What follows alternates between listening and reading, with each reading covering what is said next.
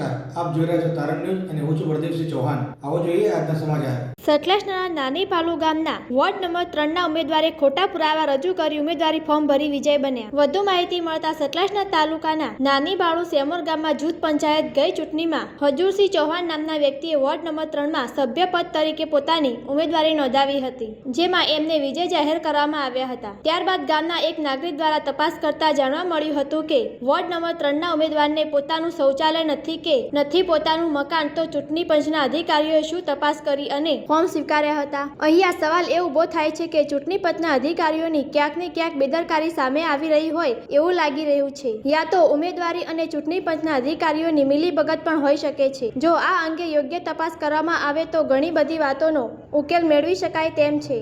ગામના નાગરિક દ્વારા આ બાબતને લઈ અરજી પણ કરવામાં આવી છે, જેનો પણ કોઈ યોગ્ય જવાબ મળ્યો નથી, જેથી હાલમાં માહિતી મળતા પંચ સતલાસના તાલુકા પંચાયતના અધિકારી થોડા દિવસ પહેલા નાની બાળુ ગામના સ્થળ ઉપર જઈ હજુરસિંહને જણાવવામાં આવ્યું હતું કે તમે તમારા શૌચાલયનું કામ ચાલુ કરી દો, પછી તપાસમાં આવીશું। આ રીતે પંચાયતના અધિકારી અને ઉમેદવાર બંને મળીને આ પ્લાન બનાવ્યો હોય એવું પણ લોકમુખે સામે આવી રહ્યું છે। વધુમાં અરજદારે એમના દ્વારા કરાયેલા દબાણોને દૂર કરવાની પણ માંગ કરી છે અને સાથે સાથે યોગ્ય તપાસ કરી અને યોગ્ય ન્યાય મળે એવી પણ માંગ મીડિયા સામે રજૂ કરી છે। વોર્ડ નંબર 3ના ઉમેદવાર હજુરસિંહ રજૂ કરેલા પુરાવા વાસળા ગામની સીમમાં આવતા હોય એવું પણ સામે આવી રહ્યું છે।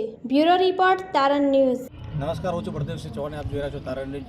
આજે વાત કરી છે કે સતલાસના તાલુકાની અંદર જે ગઈ ચૂંટણી યોજાઈ હતી, સતલાસના તાલુકાની નાની બાળુ ગામની અંદર જે સેમોર ગામ જૂથ પંચાયતમાં ગણતરી થાય છે, તો એવા નાની બાળુ ગામના અંદર જે વોર્ડ નંબર 3ના ઉમેદવાર હતા હજુરસિંહનો જે ચૂંટણી પંચના જે પણ અધિકારી હોય એમને તપાસમાં કંઈક ને કંઈક ગોટાળા કર્યા હોય એવું સામે આવી રહ્યું છે।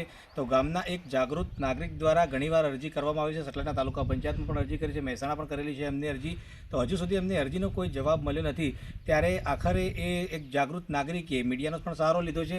આજે આપણે વાત કરી રહ્યા છીએ કે જે પાછળ બેગ દેખાઈ રહ્યો છે, તો નાની બાળુ ગામમાં છું અત્યારે, અને નાની બાળુ ગામના જે છે એમની સાથે વાત કરીશું કે આ શું હકીકત છે અને શું બનાવ બને છે।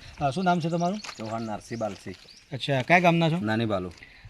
શું બનાવ બન્યો છે આ તમારી ચૂંટણીને લઈને? જે ચૂંટણીમાં ખોટી રીતે તલાટીશ્રીએ દાખલા રજૂ કરેલા અને પંચાયત વોર્ડ નંબર 3ના સભ્ય બની ગયેલા, વારે વાર છતાં રજૂ કરતાં કોઈ જવાબ મળ્યો નથી। જે ચૂંટણી પંચના અધિકારીઓને જે રજૂઆતો કરી તમે કે એમને જે ફોર્મ ભરવાના હોય છે ત્યારે જે એમનો સંપૂર્ણ બાયોડેટા લેવાનો હોય છે, એમાં એમના શું સગવડો નથી છતાં પણ એમને ઉમેદવારી ફોર્મ સ્વીકારવામાં આવ્યા હતા? મકાન નહોતું, શૌચાલય નહોતું, છતાં આ લોકોને ફોર્મ ભરી દીધું। અચ્છા, તો વાત કરીએ કે તારણનું જે અત્યારે સ્થળ ઉપર જઈને પણ મુલાકાત લીધી છે, તો હજુરસિંહ નામના વ્યક્તિનું કોઈ મકાન છે નહીં અત્યારે, અને ના એમના શૌચાલય છે, એ પણ અમે વિડીયોના દ્વારા આપને બતાવી રહ્યા છીએ। વધુમાં વાત કરીએ કે જે ભાઈશ્રીએ ક્યાં અરજીઓ કરેલી છે? તાલુકામાં અરજી કરેલી, જિલ્લા વિકાસ અધિકારી સાહેબને અરજી કરેલી, એક 1.5 મહિનો 3/12 અરજી કરેલી અમે, છતાં 1 મહિનો થઈ ગયો અરજી કરે, છતાં સાહેબો કાલે અરજી માટે અરજી લઈને આવ્યા અને તપાસ કરી એમને જે જાણવા જેવું મળ્યું ખરું એમને। સતલાસના તાલુકા પંચાયતમાંથી કોણ આવ્યું અહીંયા? સતલા તાલુકામાં શ્રી વિપુલભાઈ ગોસ્વામી આવેલા। તો સતલાસના તાલુકામાંથી વિપુલભાઈ ગોસ્વામીએ જે અહીંયા મુલાકાત લીધી હતી, તો અરજી તો લગભગ ઘણા સમય પહેલાં પણ એમને કરેલી છે, ચૂંટણીને ગયા પણ ઘણો સમય થઈ ગયો છે, તો અત્યારે આ જે ઘોર અંધારું ચાલી રહ્યું છે તંત્ર દ્વારા, એ તો સીધા જ દ્રશ્યો તમને દેખાઈ રહ્યા છે કે અહીંયા કોઈ શૌચાલયની કે કોઈ મકાનની એ ભાઈશ્રીની સગવડ નથી, છતાં એમને વોર્ડ નંબર 3માં વિજેતા જાહેર કરવામાં આવ્યા હતા।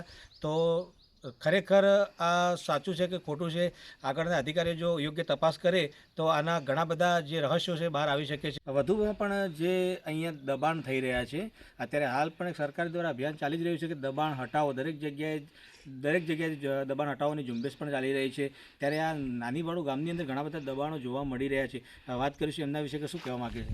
124 નંબરમાં દબાણ હજુરસિંહ ચૌહાણે કરેલું છે, છતાં માણેકાંતા મંદિરના સામે પથ્થર મોટી ગાડી આવ્યો ખાલી કરેલો છે।